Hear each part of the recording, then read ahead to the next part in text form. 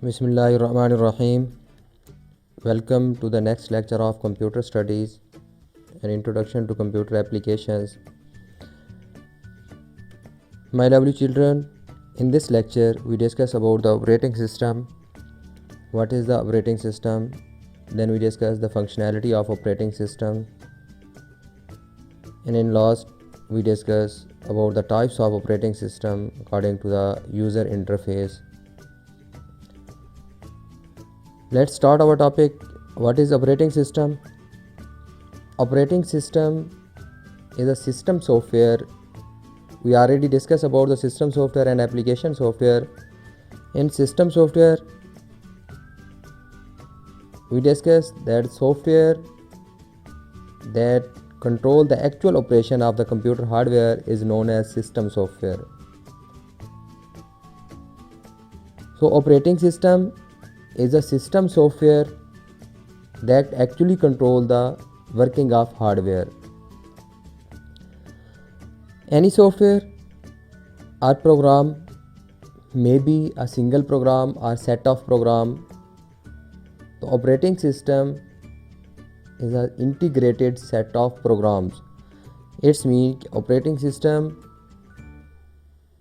is integrated with different programs that control the resources, meaning CPU, memory, input-output devices, etc. of the computer system. Operating system provides its user with an interface or virtual machine that is more convenient to use than the bare machine. What's that mean? It means operating system provides the user interface to interact with the system. In last we discussed how many type of interfaces that operating system provide and how we can interact with the system through the interface provided by the operating system. There are many functionalities of the operating system. The two primary objectives of an operating system are making a computer system convenient to use, managing the resources of the computer system,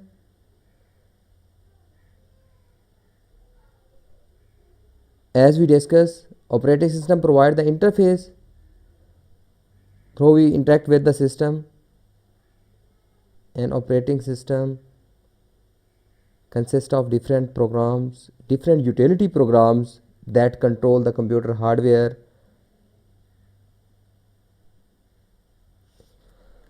So without the operating system cannot work, because we already discussed that system software, without system software, system cannot work. Operating system, example of operating system is Windows operating system.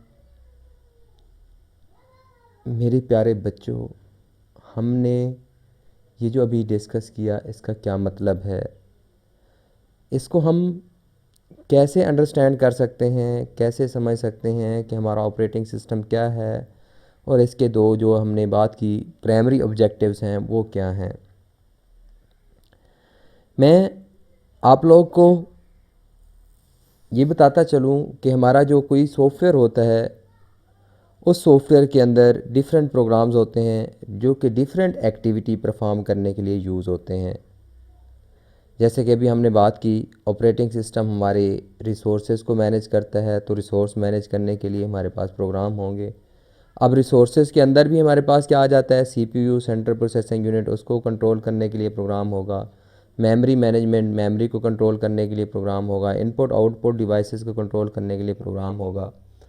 हमारे पास इसी तरह user को interface provide करने के लिए कोई ना कोई प्रोग्राम होगा।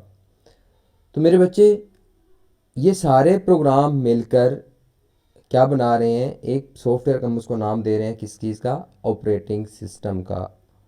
As their name suggest that operating system, it's mean this software actually operate the system, हमारे सिस्टम को ऑपरेट कर रहा है, सिस्टम को चला रहा है। ठीक है मेरे बच्चे, तो हम यहाँ पे सॉफ्टवेयर की मैं आप लोगों को पहले बता चुका हूँ, इंस्ट्रक्शंस होती हैं, हम कंप्यूटर से काम ले रहे होते हैं। तो ये हमारा ऐसा सॉफ्टवेयर है ठीक है। ऑपरेटिंग सिस्टम जो हमारे पास क्या कर रहा है, हमारे सिस्टम को चला रहा है। जैसे कि हमारे पास मोस्टली बहुत ज़्यादा ऑपरेटिंग सिस्टम यूज़ होते हैं, उनके हम एग्जांपल देख लेते हैं कि विंडोज़ ऑपरेटिंग सिस्टम है। जैसे हम अपने लैपटॉप्स के ऊपर, कंप्यूटर के ऊपर, जो हमारे पर्सनल कंप्यूटर हैं उनके ऊपर हम क्या करते हैं, कौन सी चीज़ इंस्टॉल करते हैं, विंडो इंस्टॉल करते हैं। तो ये हमारे पास ऑपरेटिंग सिस्टम है जो हमारे सिस्टम को कंट्रोल करता है। इसी तरह आप लोगों ने अपने मोबाइल्स के ऊपर जो हमारे पास अगर हम आईफोन की बात करें तो iOS मोबाइल हमारे पास ऑपरेटिंग सिस्टम होता है। इसी तरह एंड्रॉयड हमारे पास जो आप लोग मोबाइल यूज़ करते हो एंड्रॉयड ऑपरेटिंग सिस्टम है, यानी एंड्रॉयड सॉफ्टवेयर है। ठीक है। इसी तरह मेरे बच्चे लिनक्स, हमारे पास लिनक्स के हैं, यूनिक्स के हैं, ubuntu है, काफ़ी सारे हमारे पास क्या हैं, ऑपरेटिंग सिस्टम अवेलेबल हैं जो कि हमारे सिस्टम के ऊपर हम क्या करते हैं, उनको इंस्टॉल करते हैं और हमारे वो सिस्टम को इस काबिल बनाते हैं कि हम उसको यूज़ कर सकें।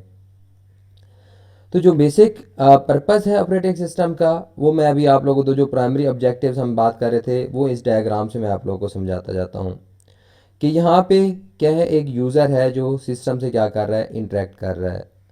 यूज़र जब सिस्टम से क्या कर रहा है, इंटरेक्ट कर रहा है, तो यूज़र से जो सिस्टम से इंटरेक्ट करने के लिए हमें यहाँ पे देखें, ये हमारे पास क्या है, यूज़र है। ठीक है। ये एक, अगर हम इसको लेयर की सूरत में ज़ाहिर करें तो हमारे पास ये यूज़र है।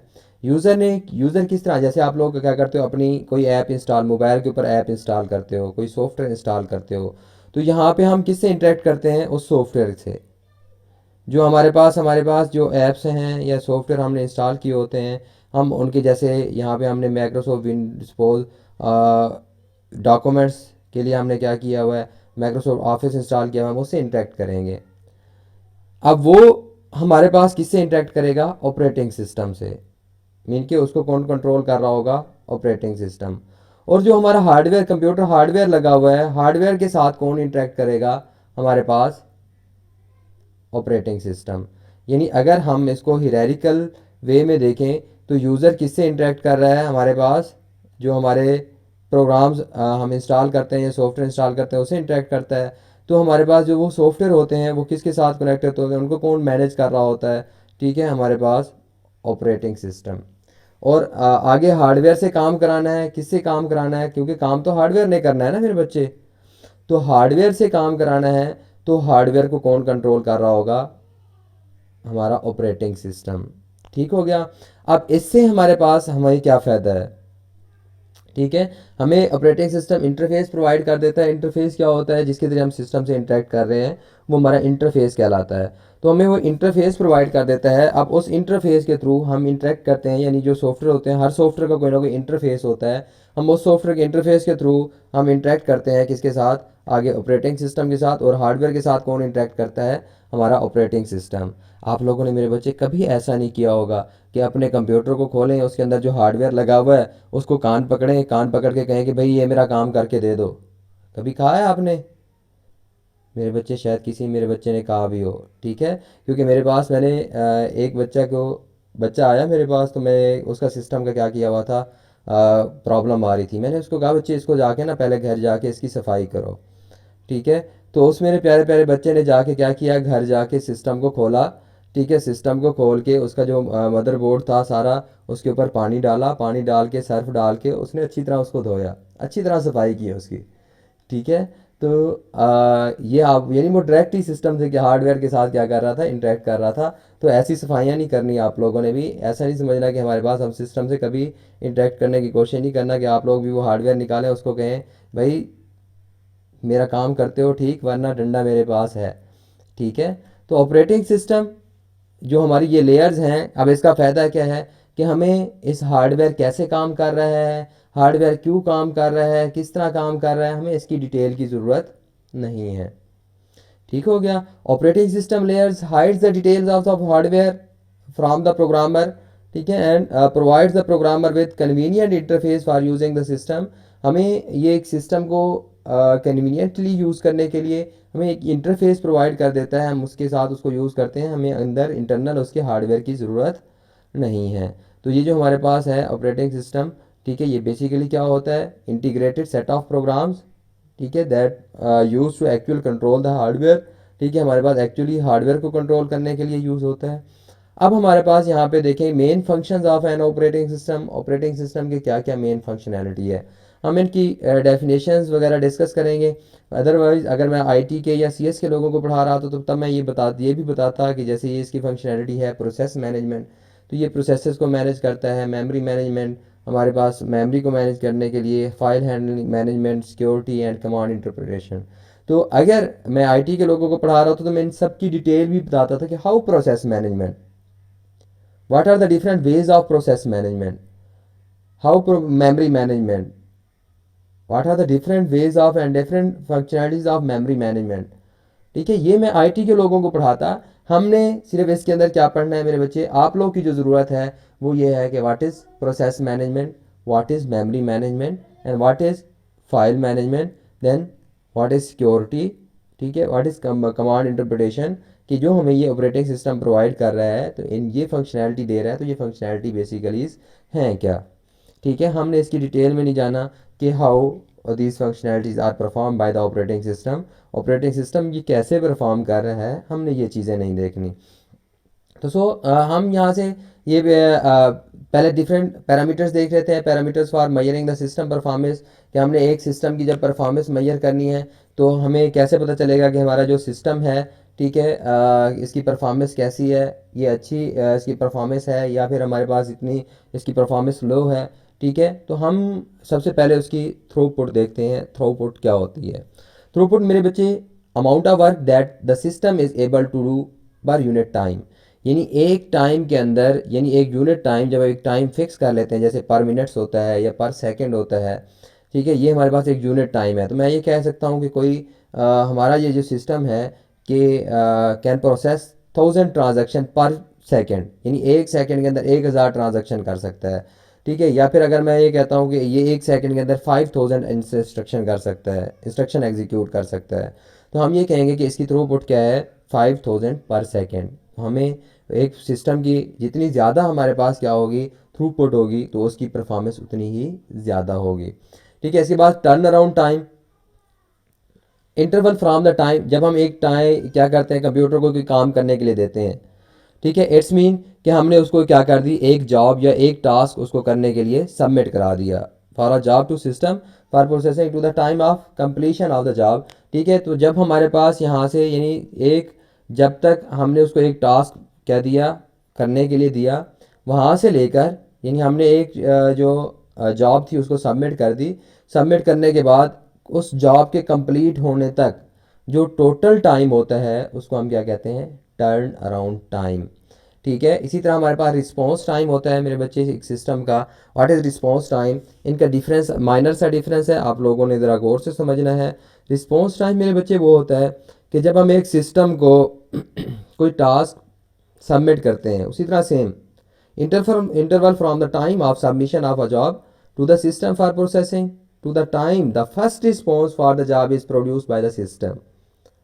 What's that mean? It's mean कि when we submit the job to a system, जब हम एक सिस्टम को एक जॉब सबमिट कर देते हैं, उसको कह देते हैं कि भाई ये काम करो, उसके बाद सिस्टम ने हमें क्या देते हैं, देना होता है, रिस्पॉन्स देना होता है। वो फ़ौरन जो उसका पहला रिस्पॉन्स आता है, यानी वो हमें हमारे काम के ऊपर करना स्टार्ट कर देता है, तो वो उसका क्या कहलाएगा, रिस्पॉन्स टाइम कहलाएगा।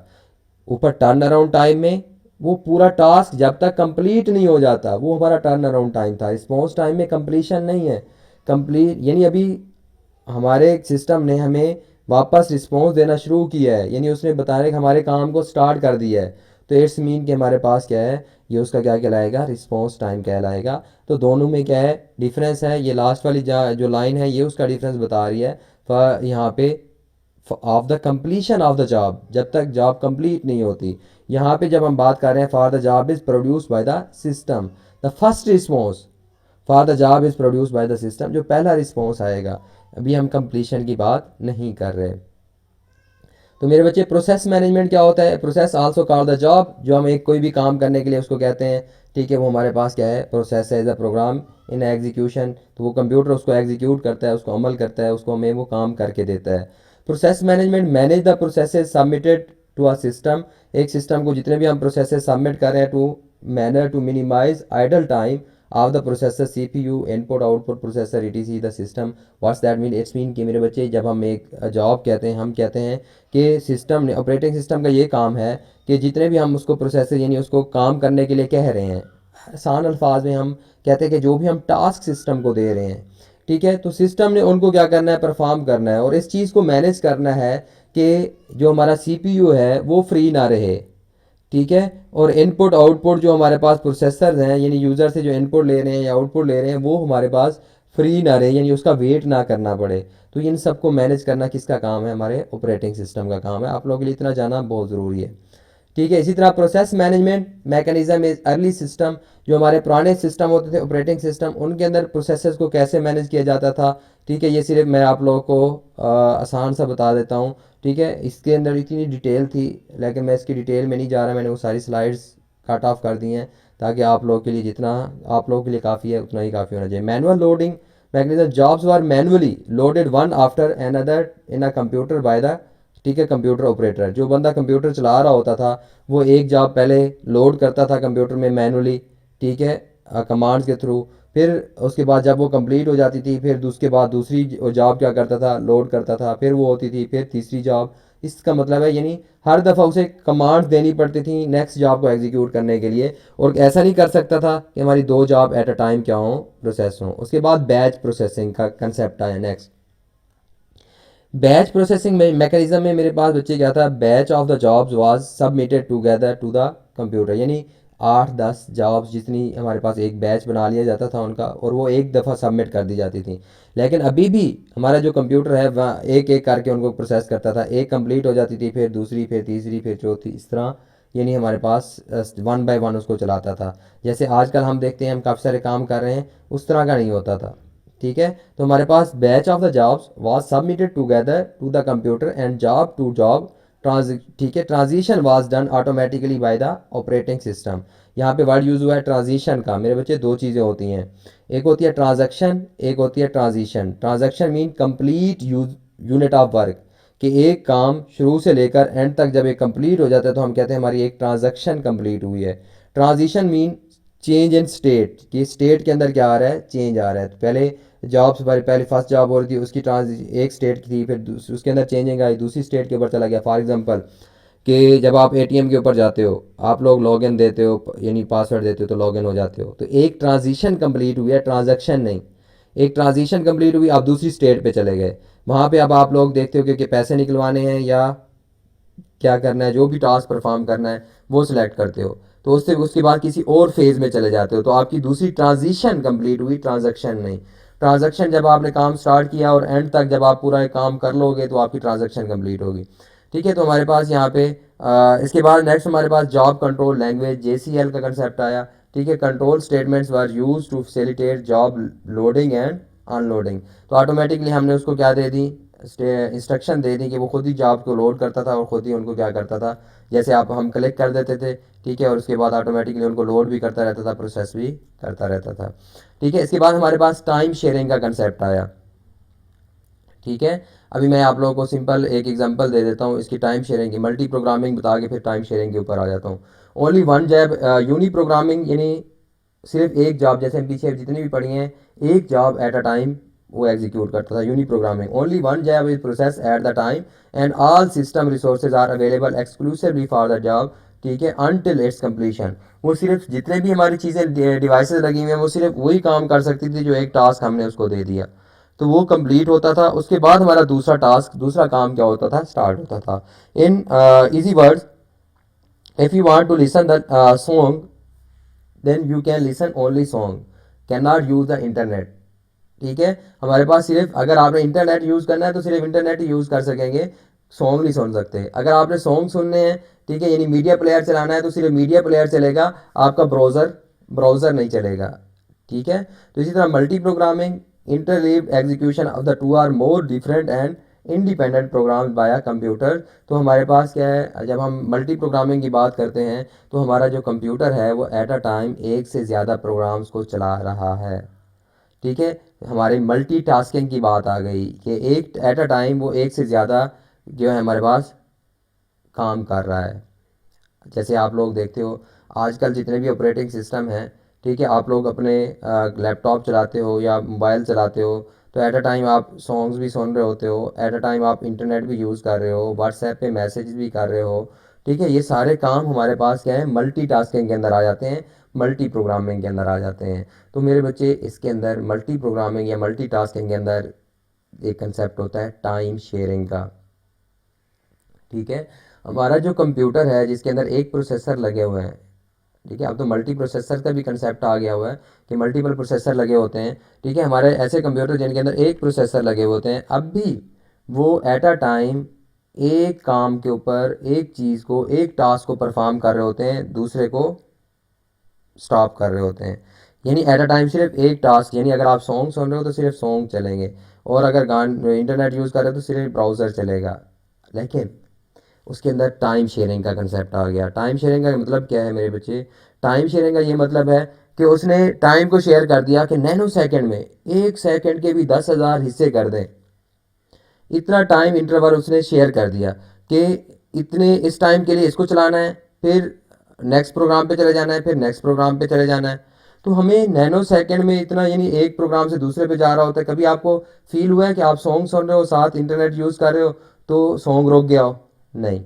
ठीक है, क्यों? उसका टाइम इंटरवल इतना शार्ट होता है कि हमें फील ही नहीं होता, लेकिन वो स्टॉप कर रहा होता है, उसको रोक रहा होता है। ठीक है, लेकिन टाइम क्या होता है, मैंने आपको बताया 1 सेकंड का हमें नहीं पता चलता, तो मैं नैनो सेकंड की बात कर रहा हूँ। तो वो हमें एक प्रोग्राम से दूसरे पे, दूसरे पे, फिर वही पहले पे आ जाता है, तो हमें फील नहीं होता कि प्रोग्राम रोक रहे हैं। तो हमारी मल्टीटास्किंग जो है, ठीक है, ये टाइम शेयरिंग की वजह से पॉसिबल है कि अब टाइम टाइम शेयरिंग हमारे पास हो रही है। इसके बाद है मेरे बच्चे मेमोरी मैनेजमेंट। मेमोरी का आप लोगों को पता है, हमने स्टोरेज की बात की थी, उसकी टाइप्स भी पढ़ी थी, primary memory, secondary memory. Memory is important resource of the computer system that must be, ठीक है, properly manage for the overall system performance.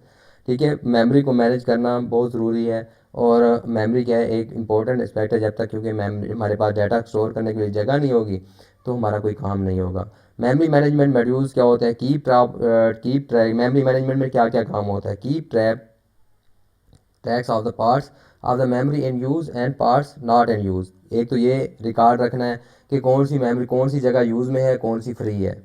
ठीक है, दूसरी बात, allocate memory for the processes, यानी जो भी हम प्रोसेसेस या जो भी काम करने के लिए कह रहे हैं उसको जगह देनी है एज नीडेड, जितनी उसको चाहिए। एंड डी एलोकेट्स, ठीक है, और उससे वापस लेनी है जब क्या हो जाए, वो उसका काम खत्म हो जाए, वैन नो लॉन्गर नीडेड, जब उसको ज़रूरत ना हो।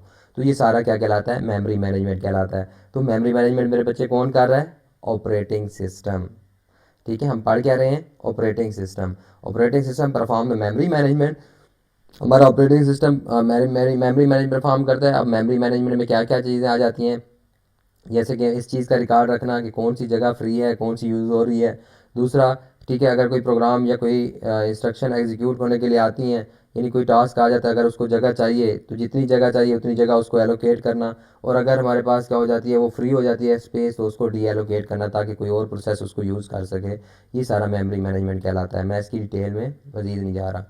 वर्चुअल मेमोरी हमारे पास क्या होती है, इसका कंसेप्ट मैं आप लोगों को बताता जाऊँ। देखें, आसान से अल्फाज कि जब हमारी रैम है, सपोज़ 1 GB है या 4 GB है या 8 GB की रैम लगी हुई है, और हमारे सम टाइम ऐसे ऐसे टास्क आते हैं जो हमारी रैम से क्या होते हैं, बड़े होते हैं, उनको ज़्यादा मेमोरी चाहिए होती है। ठीक है, तो हम उनको उन सिस्टम पे एग्जीक्यूट नहीं कर सकते, तो फिर क्या करते हैं? एक सोल्यूशन है, टेम्परेरी सोल्यूशन, इसको समझ लें कि हम जो हमारी सेकेंडरी स्टोरेज है उसका कुछ हिस्सा हम यूटिलाइज़ कर लेते हैं एज आ प्राइमरी मेमोरी के तौर पर। उसको बना लेते हैं कि ये हमारे पास क्या है, जो ये हिस्सा है प्राइमरी मेमोरी के तौर पर यूज़ करेंगे इसको। हाल तो उतनी उसकी स्पीड नहीं होगी, लेकिन हमारे पास क्या होगा, हम उसको प्राइमरी मेमोरी के तौर पर, रैम के तौर पर यूज़ करेंगे। तो जो हम ये मेमोरी बना रहे हैं इसको हम क्या कहते हैं? वर्चुअल मेमोरी कहते हैं। ठीक है, memory management scheme that allow the execution of processes that might not be completely loaded in the main memory. यानी हम वो प्रोसेस भी चला लें जो हमारे पास क्या हो, मेन मेमोरी के अंदर कम्प्लीटली लोड नहीं हो सकते, क्योंकि मेन मेमोरी की जगह अगर कम है। It does not require the entire process to be in memory before the process can execute. ठीक है, हमारे पास ऐसा ज़रूरी नहीं है कि हम सारा का सारा प्रोसेस हम किसके अंदर लोड कर लें, मेन मेमोरी में पहले लोड हो जाए उसकी एग्जीक्यूशन से पहले। तो हम उसको क्या कर लेते हैं, पहले वर्चुअल मेमोरी के अंदर रख लेते हैं। वर्चुअल मेमोरी जो हमने बनाई होती है, वर्चुअल मेमोरी मैंने आपको क्या बताया कि हम हार्ड डिस्क का, यानी सेकेंडरी स्टोरेज का कुछ हिस्सा एज अ प्राइमरी मेमोरी के तौर पर यूज़ कर रहे होते हैं, उसको हम क्या कहते हैं? वर्चुअल मेमोरी कहते हैं। एडवांटेजेस क्या है वर्चुअल मेमोरी के? Provides a large virtual memory to programmers, ठीक है, on a system having smaller physical memory. इसी तरह यानी हमारे पास अगर छोटी हमारे फिजिकल मेमोरी या हमारी जो रैम है अगर वो थोड़ी है तो हम उसको क्या कर सकते हैं, हार्ड डिस्क को उसको प्राइमरी मेमोरी के तौर पर यूज़ करके अपना काम चला सकते हैं। अब यहाँ पे देखें एनेबल्स हमें इस काबिल बनाता है of a process on a system whose main memory size is less than the total memory required by the process. यानी एक ऐसे प्रोसेस भी हम चला सकते हैं जिनके लिए हमें जगह ज़्यादा चाहिए लेकिन हमारे पास मेमोरी क्या है, कम है, ठीक है, तो हम वर्चुअल मेमोरी का यूज़ कर लेते हैं। Enable the process execution to be started even when the sufficient free memory for the loading the entire process is not available. यानी हम ऐसे प्रोग्राम भी चला सकते हैं जिसके लिए उतनी मेमोरी अभी फ्री नहीं है हमारी रैम के अंदर जितनी उसको चाहिए, तो वो हमारे पास कुछ किस में लोड हो जाते हैं, हमारी वर्चुअल मेमोरी में। तो ये हमारे पास क्या है, काफ़ी सारे फ़ायदे हैं। मेक्स द प्रोग्रामर ईजियर, ठीक है, there is no longer need to worry about the memory size limitation. तो हमारे पास साइज़ की जो मेमोरी की लिमिटेशन है कि अगर हमारे पास रैम की जगह कम है कि हैंग हो जाएगा, तो उससे हम कुछ हद तक टेम्परेरी तौर पर उसका फ़ायदा उठा सकते हैं। Often leads to the less input output activity resulting in the better throughput, ठीक है, turn around time and response time. ये हमारे पास ये भी चीज़ भी वर्चुअल मेमोरी से इंक्रीज़ हो सकती है।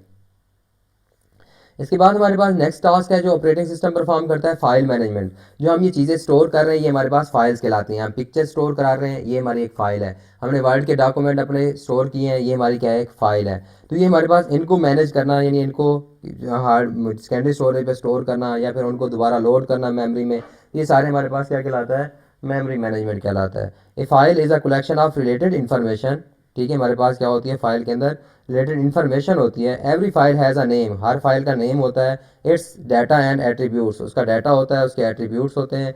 File name uniquely identify it is in the system and is use by its user to access it. यानी हर फाइल का यूनिकली आइडेंटिफाई होती है एक सिस्टम के अंदर। यानी जैसे हमारे पास आप लोगों ने देखा है हर एक फोल्डर के अंदर दो सेम नेम और सेम एक्सटेंशन की चीज़ें नहीं हो सकती। मैं भी आप लोगों को आगे बताऊंगा एक्सटेंशन क्या होती है। फाइल डाटा इज़, ठीक है, इट्स कंटेंट, जो फाइल के अंदर जो डाटा होता है वो उस फाइल का क्या कहलाता है, कंटेंट कहलाता है, ठीक है। इसी तरह file attribute contain the information such as, हमारे पास फाइल के कुछ एट्रीब्यूट होते हैं कि उसके डेट यानी कब बनाई और उसके time, date and time of creation कि कब क्रिएट की, date and time of last access कब उसको लास्ट टाइम एक्सेस किया गया, ठीक है, date and time of last update उसको अपडेट कब किया गया, इट्स करंट साइज उसका साइज़ कितना है, इट्स प्रोटेक्शन फीचर उसके प्रोटेक्शन फीचर क्या है यानी रीड ओनली है या रीड राइट है। तो हम एक फ़ाइल के ये सारे क्या कहलाते हैं, एट्रीब्यूट्स कहलाते हैं। ठीक हो गया। इसके बाद है हमारे पास file management module of an operating system takes care of file related activities. जो हमारे पास फाइल मैनेजमेंट जितनी भी फाइल्स की एक्टिविटीज़ हैं, जैसे हमारे पास क्या है, structuring accessing the file, file को कैसे एक्सेस करना है, उसको नेम कैसे देना है, शेयर कैसे करनी है, प्रोटेक्शन उसके ऊपर कैसे लगानी है, इन सारी चीज़ों को मैनेज करना किसकी रिस्पॉन्सिबिलिटी में है, मेरे बच्चे, ऑपरेटिंग सिस्टम की। तो हमारे ऑपरेटिंग सिस्टम। इसके बाद फाइल एक्सेस मेथड, दो तरह से फाइल को एक्सेस किया जा सकता है। एक फाइल के अंदर जो डाटा मौजूद है उसको दो तरह से एक्सेस किया जा सकता है। एक सीक्वेंशियल एक्सेस होती है और एक हमारे पास रैंडम एक्सेस होती है। सीक्वेंशियल एक्सेस से मतलब ये है कि सपोज जैसे आप लोगों ने क्या देखा होगा, टेप रिकॉर्डर के अंदर वो पहले टेप वाली कैसेट चलती थी, उनके अंदर रील जो चलती थी आगे जो अगर लास्ट वाला गाना है तो हमें सबको स्क्रॉल करना पड़ेगा यानी उससे पहले वाले सबको सबके ऊपर जाना पड़ेगा फिर एंड में पहुंचते थे। इसे हम कहते हैं सीक्वेंशियल एक्सेस, ठीक है। यानी अगर suppose record 1 record 2 record 3 record 4 पड़े हुए हैं तो हम पहले रिकॉर्ड 1, अगर 4 हमें रिकॉर्ड चाहिए तो पहले 1 पे जाएंगे, फिर 2 पे, फिर 3 पे, फिर 4 पे, तब जाके उसको एक्सेस करेंगे।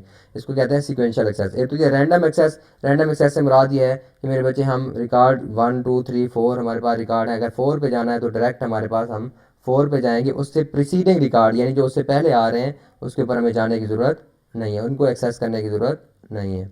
तो ये हमारे पास फाइल एक्सटेंशन है। एक्सटेंशन क्या होती है, ठीक है मेरे बच्चे, हर फाइल का नेम होता है, नेम के बाद डॉट, ठीक है, और डॉट के बाद हमारे पास क्या यूज़ होती है, एक्सटेंशन उसकी होती है।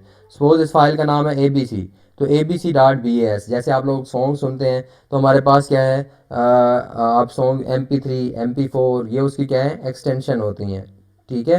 अब इन एक्सटेंशन का फ़ायदा क्या होता है, मैं आप लोगों को एक्सटेंशन का एक टॉपिक बताऊंगा, पूरा समझाऊंगा कि फाइल एक्सटेंशन क्या है और कैसे कंप्यूटर उनको डिफ्रेंशिएट करता है एक्सटेंशन के थ्रू। एग्जांपल प्रैक्टिकली करके दिखाऊंगा, तो हम उसमें नेक्स्ट देखेंगे। ये काफ़ी सारी फाइल की एक्सटेंशन दी हुई हैं, जैसे हमारे पास आप लोग देखते हो ये डैट है, डाटा फाइल हमारे पास हो गई, ठीक है। डॉट सी हो गई, C source file, program file हो गई। इसके बाद हमारे पास क्या है, document DOC to Microsoft Word document file है, ये एक्सटेंशन हमारे पास होती है। इसके बाद है लास्ट में सिक्योरिटी। हमारे पास सिक्योरिटी क्या है, deal with the protecting the various resources and information of the computer system against the destruction and unauthorized access.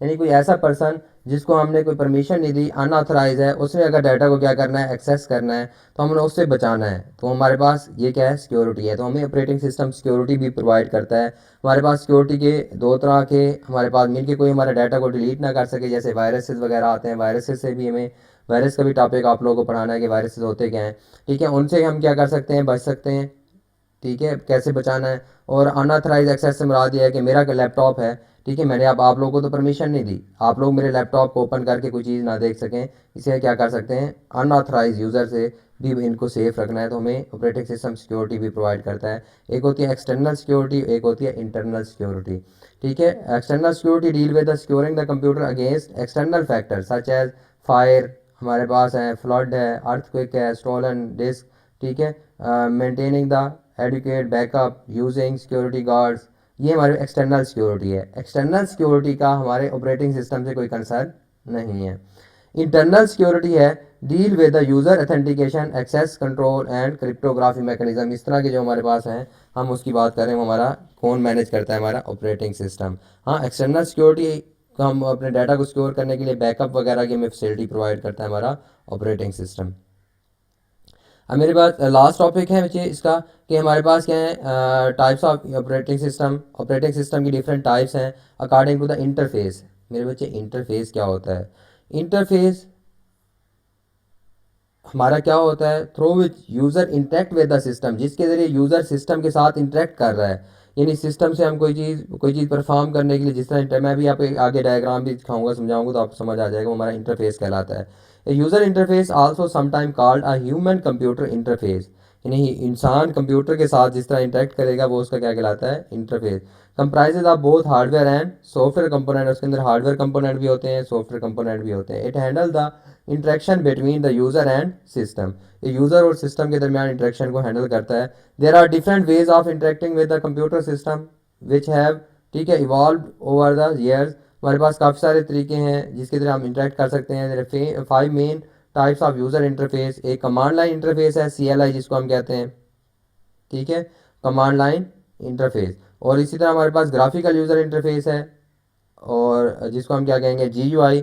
और इसी तरह मैन्युअल ड्रिवन इंटरफेस है हमारे पास, जिसको हम MDI कहेंगे, form based, FBI and natural language NLI। तो अभी हम इसको देख लेते हैं कि हमारे पास कौन से हैं, ठीक है। कमांड लाइन इंटरफेस CLI, यहाँ पे CMD लिखा हुआ है कमांड के लिए, क्योंकि हम अगर यूज़र से इंटरेक्ट करना है तो हमारे पास ये, मैं आपको लास्ट में कमांड लाइन इंटरफेस के थ्रू इंटरेक्ट भी करके दिखाऊंगा कि हम कैसे क्या कर सकते हैं। कमांड लाइन इंटरफेस कौन सा है, हम कैसे उसके अंदर यूज़ करते हैं। तो मेरा इस कमांड लाइन इंटरफेस के अंदर, command line interface through user interact with the system through the command, ठीक है। यूज़र क्या है, वो interact with the system by entering the command through the keyboard. Keyboard के जरिए हमारे पास हम कमांड लेके, जैसे ये इस तरह की ब्लैंक स्क्रीन जैसे आप लोगों को नज़र आ रही है, यहाँ पे हम क्या करते हैं, इनमें कोई ना कोई कमांड लिखते हैं। ये कमांड टाइप करके हम क्या करते हैं, उसके पर जो भी काम करना है, टास्क, कोई चीज़ चलानी है, कोई नया फोल्डर बनाना है, कुछ भी करना है, तो हमें कीबोर्ड से यहाँ कमांड टाइप करनी पड़ेगी। हमारे पास कोई ऑप्शन माउस या कीबोर्ड से हम कमांड टाइप करेंगे, उन कमांड से क्या करेगा, हमारा काम चलेगा, ठीक है। जैसे अब नया इसके ऊपर देखें तो आप लोगों को डिफरेंस अब समझ आएगा। ग्राफिकल यूज़र इंटरफेस, ठीक है, समटाइम और रेफर टू द वेब, इसको हम क्या कहते हैं, वेब भी कहते हैं, क्योंकि Windows icon menus and pointer, ये क्या है हमारे पास, विंडोज़ आइकॉन्स मेन्यूज पॉइंटर भी, ठीक है, इसकी वजह से हम इसको वेब भी कहते हैं। इट अलाउ द यूज़र ये to interact with the devices, हम डिवाइसेज से इंटरेक्ट कर रहे हैं थ्रू द ग्राफिकल इंटरफेस। यानी हमारे पास ये बटन बने हुए हैं, हम माउस और कीबोर्ड यूज़ करते हुए, माउस यूज़ करते हैं, पॉइंटिंग डिवाइसेज यूज़ करते हुए इसके ऊपर क्लिक कर देते हैं, फाइल, ठीक है, कोई चीज़ सॉन्ग का आप आइकॉन बना हुआ है उसके ऊपर डबल क्लिक कर देते हैं, वो चल पड़ता है। ये ग्राफिकल यूज़र इंटरफेस है, ठीक है। तो जो हमारे ग्राफिकल यूज़र इंटरफेस वाले ऑपरेटिंग सिस्टम है, हमें इस तरह का इंटरफेस प्रोवाइड करते हैं, जो कि हमारे पास क्या होता है, ग्राफिकल यूज़र इंटरफेस होता है। ठीक है, जिससे हम सिस्टम से क्या कर रहे हैं, इंटरेक्ट कर रहे हैं। ये सारे हमारे पास मेन्यूज़ बनी हुई हैं, ये ऊपर क्या है, मेन्यूज़ हैं। ठीक है, ये हमारे पास क्या है, आइकॉन्स बने हुए हैं। ये जो आप लोगों को नज़र आ रहे हैं, अब यहाँ पे मैं क्लिक कर रहा हूँ, ये मेरे पास क्या है, आइकॉन्स हैं। इनके ज़रिए हम क्या करते हैं, इंटरेक्ट करते हैं। मेन्यूज़, आइकॉन्स, ठीक है, पॉइंटर्स हमारे पास बने होते हैं।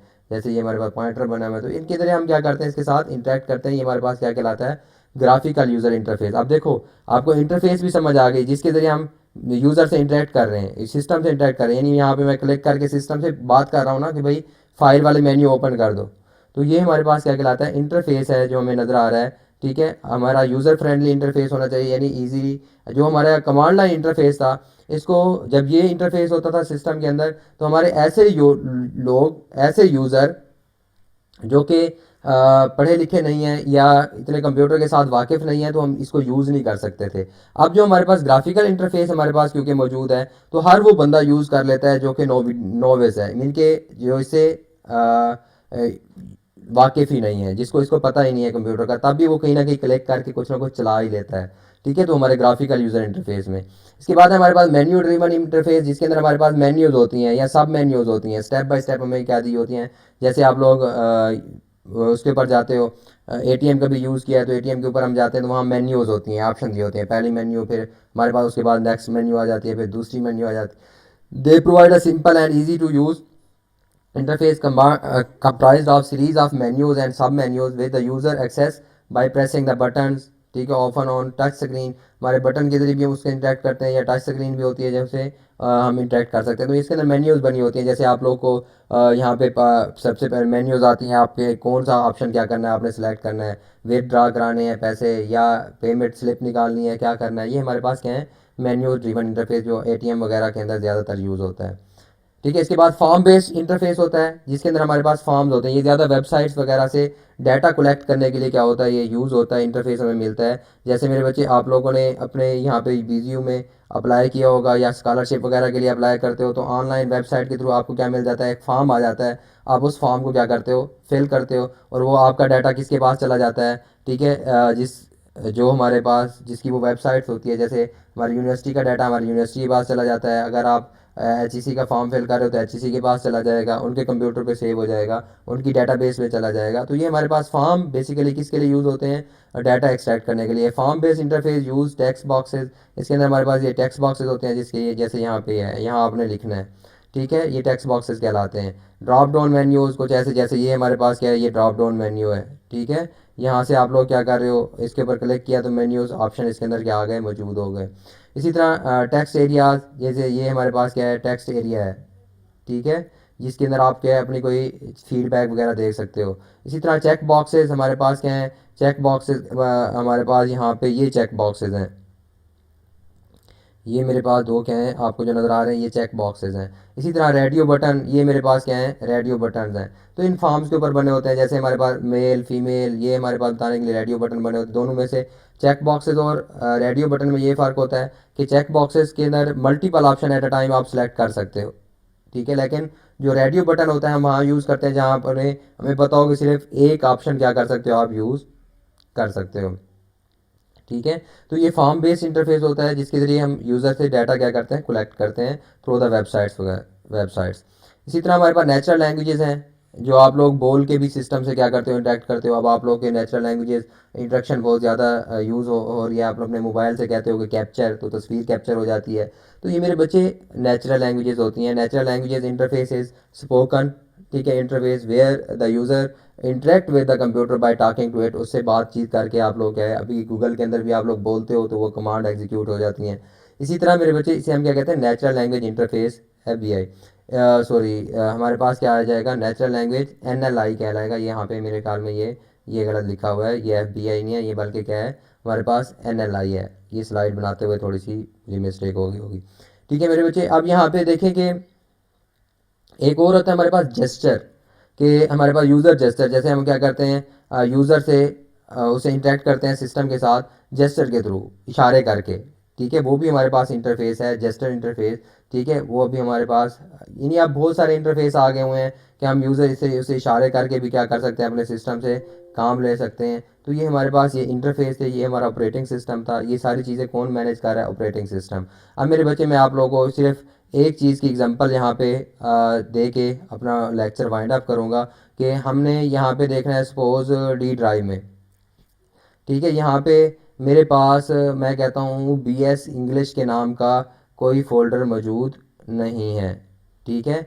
यहाँ पे आप लोगों को नज़र आ रहा है ना कि BS इंग्लिश के नाम का कोई फ़ोल्डर मौजूद नहीं है। ये सिर्फ मैं आप लोगों को दिखाने के लिए कर रहा हूँ। मैं यहाँ से कमांड लाइन इंटरफेस खोलता हूँ, ठीक है, सर्च करता हूँ कि CMD सपोज, ये कमांड प्रॉम्प्ट ओपन करता हूँ।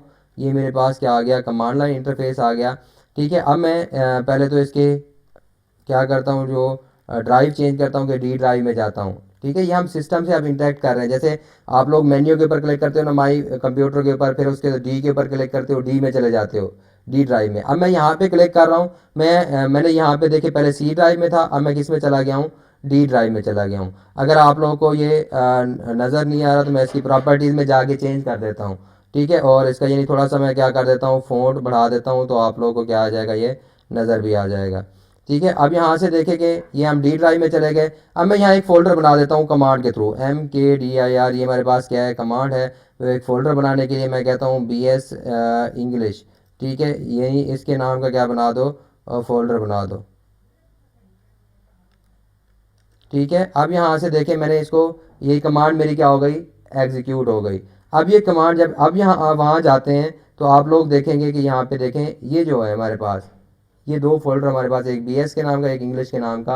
हालांकि मैंने उसको MKDIR अलग-अलग असल में लिख दिया था, तो इसलिए उसने दो फोल्डर बना दिए, एक BS के नाम का और एक इंग्लिश के नाम का। अगर मैं उनको क्या करता, साथ साथ लिखता, तब एक फ़ोल्डर बनता। तो इट्स मीन कि मैं इंटरेक्ट कर रहा था अपने सिस्टम के साथ, ठीक है। सिस्टम को कोई काम ले रहा था सिस्टम से थ्रू द कमांड्स, ठीक है। तो ये मेरे बच्चे हमारे पास क्या था?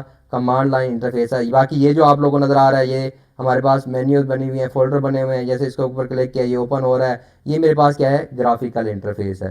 तो इन सारी चीज़ों को कौन मैनेज कर रहा है मेरे बच्चे? ऑपरेटिंग सिस्टम की डिफरेंट टाइप्स भी हैं।